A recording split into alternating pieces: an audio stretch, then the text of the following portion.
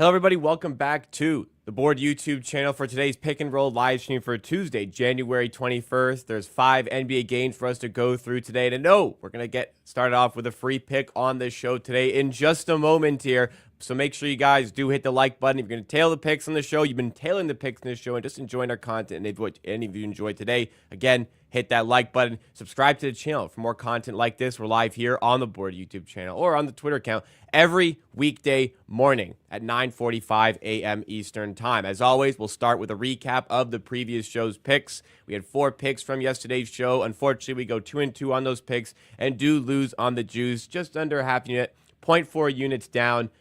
We really should have got a win in the Cavaliers-Suns game. I mean, blowouts are always part of the handicap. Unfortunately, the Phoenix Suns got blown out. Kevin Durant did not return in the fourth quarter and was 2 points away from getting us the win on that bet. However, we did get a hook win on Porzingis over 17.5 points as he finished with 18. So we'll say on the day specifically, this one did kind of balance out. But more today, we'll be going through we'll be talking about all the games on by looking at the lines available on FanDuel, the presenting sponsor on the Board YouTube channel. And we'll get things started as well with the New York Knicks, who will visit the Brooklyn Nets. And we'll bring in my co-host, PipsNBA, to get us started. Pips, you've got a bet for this game. What are you looking at?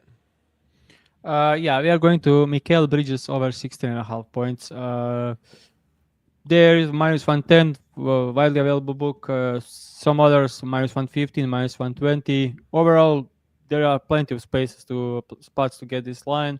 I'll go up to minus 125, nothing above that. Yeah, that's it for the economics of the bet. Now let's dive into why I like this one. When you look at the numbers of the entire season, obviously Mikal is playing insane minutes. But even just looking at the entire season, he's over this line in 61% of the games, averaging 18.1 points. But he's now playing one of the best matchups in the entire season. So the Nets are ranked as the 6th worst defense in the league, and they allow both transition and spot up. We can see they are ranked 27 against spot up and 26th against transition. They are also ranked dead last against post up and free throws. So first off, I'll do excluding the best teams in defensive rating. So first off, I want to look usage wise first. Like he started the season like really low, but last 3 games, like last game against the Hawks, he had 35% usage season high. Then 2 straight games with around 20% usage. Some weird games against the Thunder. Obviously, they took away everything from him. This will be the exact opposite tonight. So I'll like just look the games where Nets double ball handlers, so his usage will be higher, and Brunson will be a bit lower. So I'm looking at the 15% usage plus for the season, and then this goes up to the 68% win rate. But when you look at like when he is playing teams who are good, I say like spot up defense, he's over this line in 74% of the games. We can go even further, like below average. So like, yeah. When you look at the teams that are average or below average against spot up, he's over this line in 80% of the games, averaging 90.4. As I already said, perfect matchup for spot up, for transition. Mikal scores 26% from the corners, which is one of the highest in the league. And he's going to play against Nets, who allow a ton of assists from the corners because they are doubling pick and roll guys, and they are tagging the roll as high from the corners. So corners are wide open. Should be a plenty of places for Mikal. They played twice this season. Mikal scored already 21 and 22. Knicks are on the road, so a bit less chance of a blowout. Obviously, it can still happen, but a bit less of a chance. And we can see that similar type of players did well against the Nets. So yeah, the overall, like in short, I expect them to double Branson, as they are, we can see like they are the best against pick and roll ball handlers. And if we go to the Branson one, I didn't use that usually, but like he scores most of his points as against pick and roll as a ball handler. They are the best against pick and roll ball handler. If you go to the Towns, they are also like top 5 against pick and roll, man. So they are maximum focus on defending pick and roll, both bigs and ball handlers, and leaving out for guys in the corners, for guys to cutting. And yeah, this is a prime time matchup for Mikhail, who final like it's insane to his how consistency is like key for him. He had terrible start to a season, then he was rolling for like full month. I would say even longer. Then 3 games came where he scored 10 points on 4 from 18, 0 points on 0 from 9, 6 points only against the Bucks, and then got back to the like shooting like lights out, 70% against the Pistons, and hit over in 3 out of the last 4. So finally catch the groove. I watched the game against the Hawks. He was great. He was 12 from 17 from the floor, scored 26 points in 27 minutes. Great game from him, very aggressive. Great spot for him tonight. All right, there's our first official pick of the day. Mikal Bridges over 16.5 points, -110 is at a widely available book. Different prices out there. Absolute max to play this one. Bit of range here is -125. But obviously, shop around to make sure that you are getting the best possible price. And once again, reminder to hit that like button if you're tailing the pick and if you enjoyed what you see from the rest of the show today. Before we go through the rest of the games, a word from our presenting sponsor here on the board YouTube channel, the FanDuel Sportsbook. Once again, because the NBA season is heating up, as we watch our favorite players and teams, check out FanDuel to make every NBA moment even more rewarding with America's #1 sportsbook. Fantastic interface. It's so easy to use and so easy to find all the different markets available on the FanDuel Sportsbook, such as same-game parlays, X plus points, quarter props, live betting options, and so much more. These markets are posted quickly with fair pricing, and you can withdraw your money extremely quickly if you do find some winners. And right now, new customers can bet $5 and get $300 in bonus bets if your bet wins. Yes, $300. So next time you get a hunch on who's going to win or how many points a player will score, bet on FanDuel and watch your picks come to life. Just visit FanDuel.com/board. Make every moment more with FanDuel, official sportsbook partner of the NBA. And to make it easier, you can also go to the link in the description wherever you are listening or watching to get that FanDuel link as well. FanDuel.com/board. But must be 21 plus and present in select states for Kansas affiliation with Kansas Star Casino, or 18 plus and present in DC. First online real money wager only. $5 first deposit required. Bonus issued as nonwithdrawable bonus bets, which expires 7 days after receipt. A 3-month free trial of 4 plays of league pass will be automatically charged monthly. Cancel anytime. No refunds. Terms, restrictions, and embargoes apply. Limit 1 password customers. See terms at sportsbook.fanduel.com. Gambling problem? Call 1-800-GAMBLER or visit fanduel.com/RG. Call 1-888-789-7777 or visit ccpg.org/chat in Connecticut or visit mdgamblinghelpline.org in Maryland. Hope is here. Visit gamblinghelplinema.org or call 800-327-5050 for 24/7 support in Massachusetts, or call 1-877-8-HOPE-NY or text HOPE-NY in New York. We're going to go to the rest of the games on the FanDuel screen right now. A difficult day, to be honest. Always opportunity betting-wise, but 4 of the 5 games we have are double-digit spreads. The one not double-digit is the Raptors Magic game, which we'll get to in just a second here. But we'll start off this section here with the Portland Trailblazers +11 on the road at the Miami Heat. Over to you, Pips. Any thoughts on this game? Yeah, I think it's a bit overreaction to Miami blowing out Spurs. I think they shouldn't be +11, but they're healthy, so we'll see. Portland is not, so there is that. Overall, this game sucks. Yeah, you can't bet any unders against Portland, and you can bet the overs because it's a 11.5 point spread. We also don't know who is starting for the Miami. Could be Kelal Ware moving forward, as he started the second half against the Spurs and he was like +30 in his minutes. Yeah, Miami actually now looks kind of fine. Hero, Duncan Robinson, Butler, Kelal Ware, Adebayo, and the bench is now Rozier, Jovic, Hemi Hakez, Highsmith that were starters a couple of days ago. I would additionally praise Jovic because she just continues to be really good for them. Uh, just opening up the January numbers for Jovic. January numbers for Jovic. Last 11 games all in January. He is 13, 5 and 5 in a 28 minutes on the league above average efficiency, which is really good. Like, yeah, I'll constantly praising him, but he's 21 and he just put like without Butler out there, he put like 13, 5 and 5 in a month, like in 25 over the bench.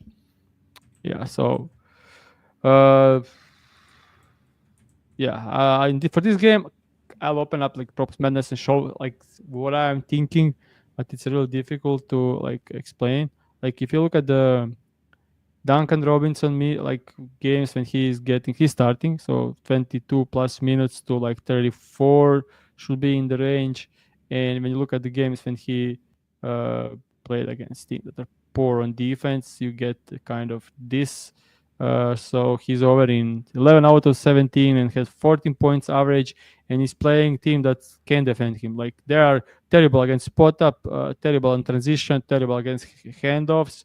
Allow a lot of corner threes. That's where he scores a lot of his points. So yeah, it's an easy matchup for D Rob. But then you look at this, like this season when he was playing with Hero, Butler, Bam Adebayo, Rozier, and Jovic healthy, you can see that he was playing 12, 20 minutes, 15 minutes, 16 minutes, 14 minutes, 14 minutes, like such an inconsistent minutes. But last game with Butler back, last two games with Butler back, he played 26 and 28 minutes. So and also that happened in blowouts. So is Duncan Robinson now playing starter minutes? If he is, that should be probably a decent bet. But we never know with these. The thing with Miami, if like Rozier or Jovic gets good minutes of the bench, they are closing over him. D-Rob needs to have like a huge game for him to get playing time. As a starter, I think the floor should be 22 minutes though. So when you look at the games when he got 22, as we already looked, but like that's a promising spot. Like he is almost like crushing this line in those minutes in a good matchup. Like they are terrible against the spot up. So when he's playing like teams who are outside top 10 spot up defense, like overall should be in a good spot, but there is a blowout chance and there is a concern for the minutes, as like he's starting obviously, but there is a concern that he may not get the minutes. And he played Blazers January 12th, like 9 days ago, and he scored 8 points in 16 minutes, but he was 2 from 8. So do I go for him to like make 3 threes and 1-2 in like 25 minutes? But they blown them out 21 away without Jimmy Butler. Yeah, so much going on here. Like I'm just trying to share like my approach, why I not betting this as my bet. All right. I mean, it makes sense.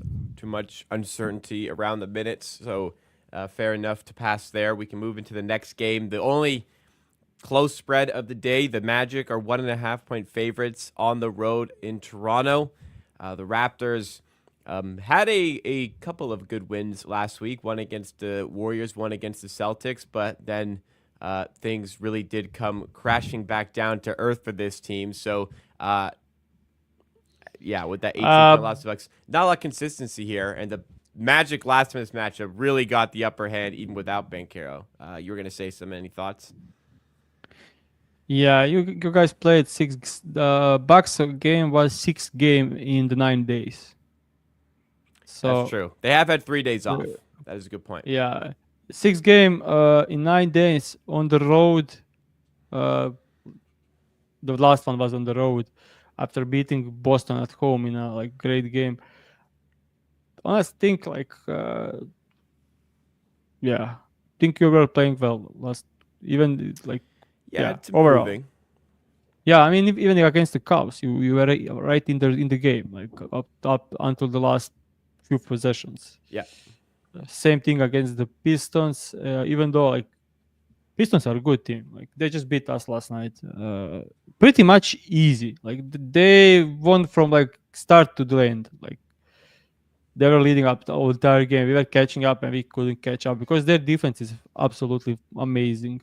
Mhm. Without good defensive players, the biggest of biggest of defensive scheme is one of the best modern kind of NBA defense and one of the best in the league.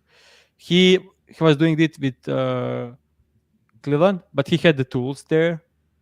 But now the tools are not there with Pistons, as they have like all the like who is the positive like defensive player at the Pistons? Like like Ausar Thompson, he's unplayable.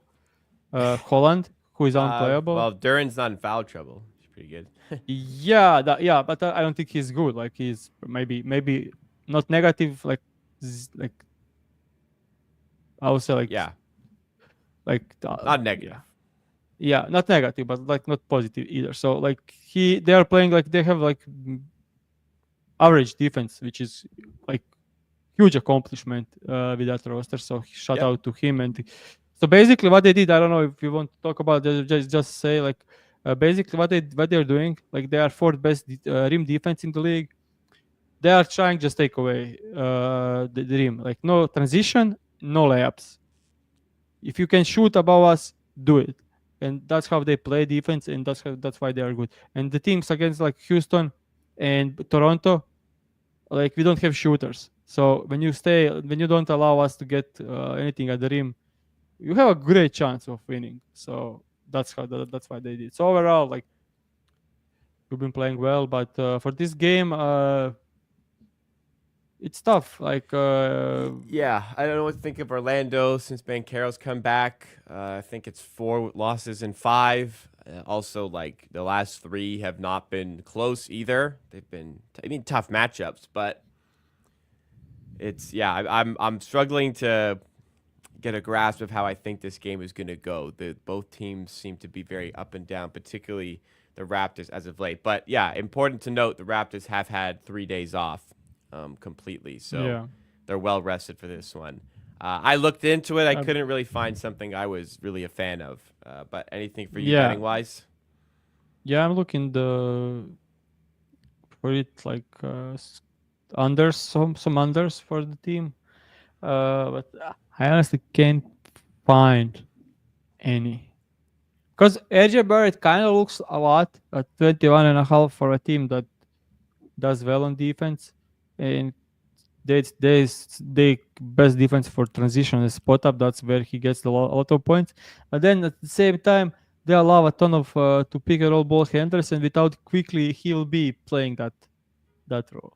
Yeah, and So overall, Barrett at home is very different than Barrett away from home. This game is in Toronto. yeah, His makes splits are sense. ridiculous. Yeah, 19 compared to 26. Yeah. Yeah. So Yeah, I wasn't even aware. But yeah, overall, I do lean under still like this tough matchup, but I can't bet it. Like he will get all the usage.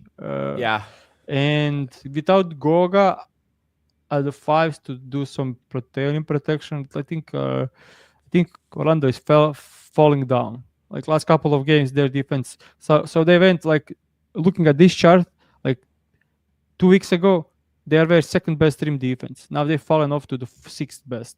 So that means over the last 2 weeks, they were like below average, like maybe yeah, even bottom 10. So that's not good against AJ Barrett. So I'm staying away. Kind of interesting spot could be Davion Mitchell under, but ridiculous minutes for 6.5 line. yeah, So can't do that either. So Boucher had some absurd games lately. yeah. But But his play time's been really weird. of course, like he's coming down to like he's probably playing 50 minutes tonight, and in that case, I think 7.5 is a reach. think there is some value betting under on 7.5, but still can do it. Uh, Unpredictable game. Yeah, Yeah. too Overall, too so no much bets. Yeah. too much to try and work out. I agree for this game. Couldn't quite get the grasp. So agreed. Difficult, but yeah, gonna have to stay away from this one. Last game we'll go in depth on here. The 76ers are away at the Denver Nuggets. 13.5 is the spread for this one. Denver, obviously, we've been talking about a lot. They haven't quite been at their best this season, but they still are 26-16, fourth in the Western Conference. Philadelphia, I mean, we're halfway through the season at this point. They're 15-26. They've lost 6 games in a row. Yeah, time is kind of running out on this team's ability to claw their way back into the season. They own their own. Sorry, they don't own their own pick. It belongs to the Oklahoma City Thunder. However, that pick is top 10 protected. I do have to wonder if at some point they want to make sure that pick is theirs. I will re-verify that. I'm pretty sure that it's OKC's pick, top 10 protected from the Sixers. So, anyways, my point is I'm wondering if the Sixers at some point have to decide they aren't going to make the playoffs and they should worry about keeping that pick. Oh, sorry. I think it's not top 10. It might be top 6 protected in that case. Yeah, that's not doable. Wow. I We mean, have West, Blazers, yeah, Pelicans, and Jazz oh are my. terrible, and Raptors and Wizards are like they can maybe, and Hornets are really really poor. So like they have 7th spot will be reachable, and the Nets are going to be terrible moving forward. So even 7th spot is very tough to reach. So Yeah. at best that they can be 8th worst in the Yeah. league, and that doesn't do them. It's not looking good. favor. It's not looking good. It's looking Yeah. like Philadelphia's pick will be sent to the Oklahoma City Thunder, and it's looking like that will be a lottery pick right now. 13.5 from the spread, man. Like the Sixers, we talked about them like they were going to be a force to start the year. Even though we didn't love the Paul George fit, we thought like just adding that player makes them better. I get they haven't been healthy, but it's really been a disaster season for this team. There is one good thing that will come from out of this, and think teams will stop doing big 3 moving Yeah. forward. It's fallen apart like last 5 straight times when they tried. Like Bradley Beal, currently, I would say when you come to the impact to winning, probably not top 100 in the league. That's a fact. Maybe not even top 150 players in the league. I don't know if I'd go that far. I will like look at this, like especially on that team. Like when you have Booker on the court, you don't want Bill to touch the ball. Like go in the corner and stay there. Like don't take the ball from the better player. So he's kind of useless. He's one of the worst defensive players in the league. So what does he do? Like if you either have him as a lead player that handles the ball, creates offense, he's not good enough for do that. And then on the defense, he's terrible. He is always gassed. He can't he can do a 8-minute stint on the court. Like he will tie his shoe like 30 times in that times, so he can catch the breath. Like yeah, he sucks. And then you have like the same case for, not the same but similar case for Paul George here. Like he's Paul obviously George has not been good. No. Yeah. You can look at the build number and look at the efficiency, and say he's decent. Watch the games and see that he is useless, completely useless. Like I would say, having two, so substitute Beal with two decent, Dorian Finney-Smith type of players, on the Suns, and a big that's a bit average, below average starting big, and they will be actually winning games and way better than I think there is some data that shows the record with Beal and without Beal is absolutely incredible difference for the. So they are 14 and 16 without Beal, with Beal, and they are won 3 straight, won 4 straight. Yeah. So You want the with record with and without Bradley Beal? yeah, I think it's even, but with I think we need to look at the games when Booker and KD played without Beal. Okay. Like I think they won every game.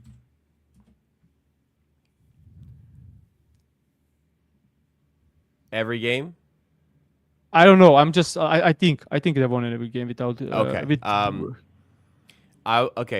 Let's do. Well, first of all, Paul George, by the way, he just signed a $211 million contract. If anybody was unaware, so he's making $49 million this year. Paul George is 34. Will turn 35 in May. When he is 37, about to turn 38 that season in 4 years, he'll be making $56.5 million on a player option. I'm going to safely assume in 4 years, Paul George will be taking on that player option with the way he's looked this season. Wow. Yeah, he's raking in money. Good for him. Okay, this is what we're gonna do. So I just pulled up ESPN's top 100 players for going into this season. We're gonna go through the bottom 10, so 91 to 100, and we're gonna decide if Bradley Beal is more impactful to winning than them or not. So Bradley Beal's ranked 70th on this list. Anthony Simons, number 100 here. Better or worse than Bradley Beal? I agree. Yeah, Chris Paul definitely impacts winning more than Bradley Beal, even in for sure 25. Yeah, Mike Conley, for sure. Mike Conley has been great this year. That one's a bit debatable, but Yeah. somebody else would probably replace him at this point. I'd say no to Conley, but he's not top 100. Like they are wrong with this. No, like yes, yeah, I agree. Yeah. Herb Jones, that's no question. Yeah, the defense Easy one. there. You gotta have like he's the best point attack. Yeah. Al Horford was integral to a championship, so I probably have to give him the spot. Yeah, he's better, but he shouldn't be in top 100, and he's still better than Bradley Beal. Yeah, sure. 95 with Jalen Suggs. I think we can both comfortably say better. Easy. 94 Keegan Murray. Murray hasn't been fantastic this season, but he's not top. He's not top 100. He's not this top season. 100. But you could still argue he's better than Bradley Beal. Yeah. 93 is the defense is more impactful. Yeah. 93 is Brook Lopez. I think he's above. Yeah. 92 Jabari Smith Jr. Yeah. It's debatable. Yeah, easy. Versatility, like he can play backup 5 and do well on defense, and he can shoot this season, and he like more impactful to winning. Like as a Houston Rockets fan, and now without him we struggle. So right. I would say I'll take it from you. 91 Jonas Valanciunas. That one I can't. That's not a top 100 player. Not even close. Okay, so we a bit spread there, but we lost Pez. A bit spread out there, but some of the players. Even you're on the wrong. I need to switch. Some of the wrong candidates. Sorry. Some of the players here who aren't even top 100 players anymore might be more impactful than Bradley Beal. So you might be onto something. It'll be interesting to see where he ends next season. I don't know. Like, pretty. I don't know. I would love to see if there are like honorable mentions to 100, so you can see for the players outside 100. Like I don't need to do I'm it seeing now, if they have like an honorable mentions list of the guys who missed a cut. Sometimes they do, and it appears they do not. That would have been nice. Yeah, I am looking at now the 90 to like 87 are all comfortably better than Beal. Wiggins, Michael Porter Jr., Isaiah Hartenstein, Naz Reid. I don't know. How many? No, way too high. That's no zero spot. This guy is not one top 200 maybe. Okay. Well, anyways, Bradley Beal. The fact that he's even in considerations like that is pretty insane. For the fact he's making $50 million or so this year, and he also has a no trade clause. The Suns took a team that was 2 games away from winning the NBA championship and reduced it to this in the space of a couple years. And along the way, they added Kevin Durant and Bradley Beal, and somehow got way worse in that span. So horrific. That's the thing with big threes. Yeah. Also, they added Tyus Jones, who is absurd. Like, Well, I like Tyus Jones, but he cannot defend. Yeah, and So you got the guy that handles the ball on a team with 3 guys that handle the ball and that can defend. Like, makes zero Well, they sense. had no money. They just took him because Yeah. he signed for like a minimum. Um, They're like, well, who else is gonna play point guard? They had I no money. fucking yeah, and I fucking love the. But he's not playing the point guard. He's not handling the ball. He's Yeah, standing in the so corner. which is useless because that's what Tyus Jones is best. He gets a lot of Yeah, assists and never turns the ball over. So great. yeah. Now that the only thing he's good at, he can't do anymore. Yeah, And last horrible night, construction. the real quick, real life stuff. Like, I don't know how to say it in English, but like seeing how Nick Richards rebound against the Cleveland Cavaliers. Right. Like, Yeah. I don't know. Like, It's better than what they had, but it's not. at It's not the rebounding, probably fix. not.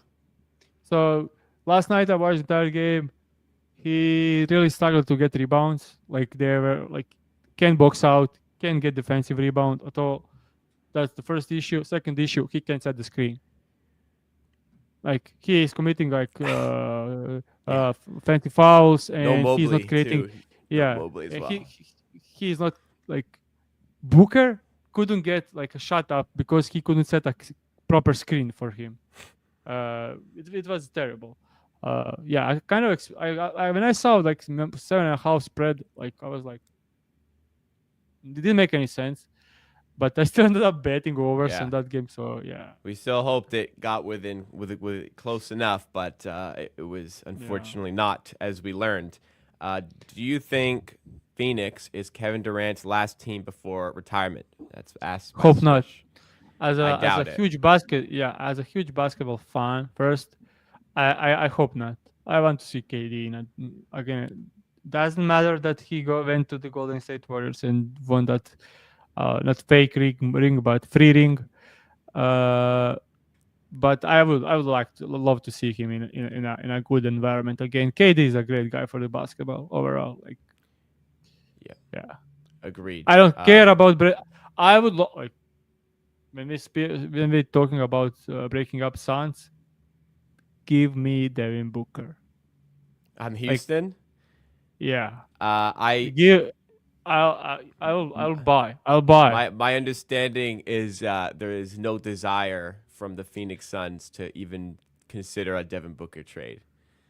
That's all they got. That's any He should tear ask out. down. He should ask Um, out. he probably should because They, this team is run horribly, and they have no draft yeah. picks to help them coming up. That would be a wasted career. Houston staying there. owns a bunch of Suns picks, if I'm not mistaken. Yeah. So We can also offer them a lot of young talent. the Like, best team they could trade with is Houston. So I think Houston yeah. should make some calls. I would very much bet they don't move Booker, but it would be Yeah. enticing for them to rebuild and get back their own picks. Jalen Green, Rich Shepard, Cam Whitmore, and bunch of picks should be like great deal for them. And Devin Booker for yeah. Well, Devin Booker, We need that kind. Devin Booker on Houston's a championship, I think. Yeah. To have all that So, good defense, and now you have the scoring punch, and you have that creation. and threat. also, yeah, and also Booker, for what it takes, is decent on defense. Yeah, Like, he's not a core. Like, Hold his he own. improved a lot. Yeah, he can hold his own, and he has a good size for a shooting guard. Yeah. So fits the team really well. Agreed. We'll transition now. There's one more game, Wizards Lakers. Not a lot for us to discuss there, so we'll move into the Q&A portion of the stream. If you have any questions for that game, feel free to ask them. Of course, we got a bunch of questions for today. We'll start with Philip NBA asking about Ben Simmons under 21.5 PRA at minus 115.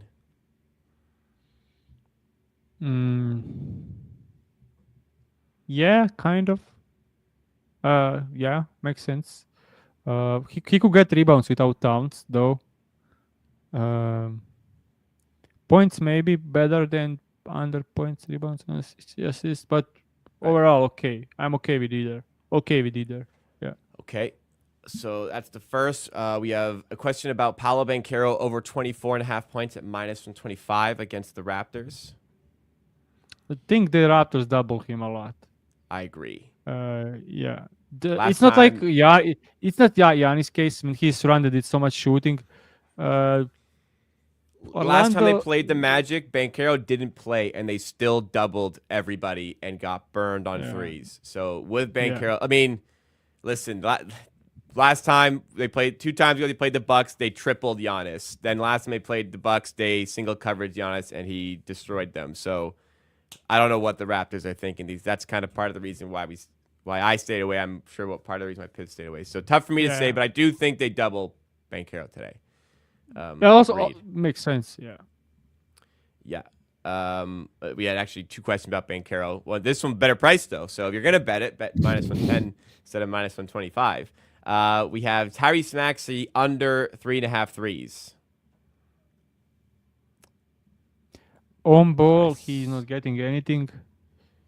Off ball, he could, but -125. I see here. yeah. Makes sense. Makes sense.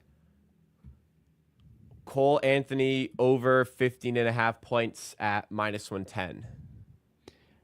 Nope. Not even close. I will say under. Davion Mitchell, last time they played, he was Yeah. matched with Davion Mitchell for 20 minutes. He scored 0 points. He couldn't get the shot.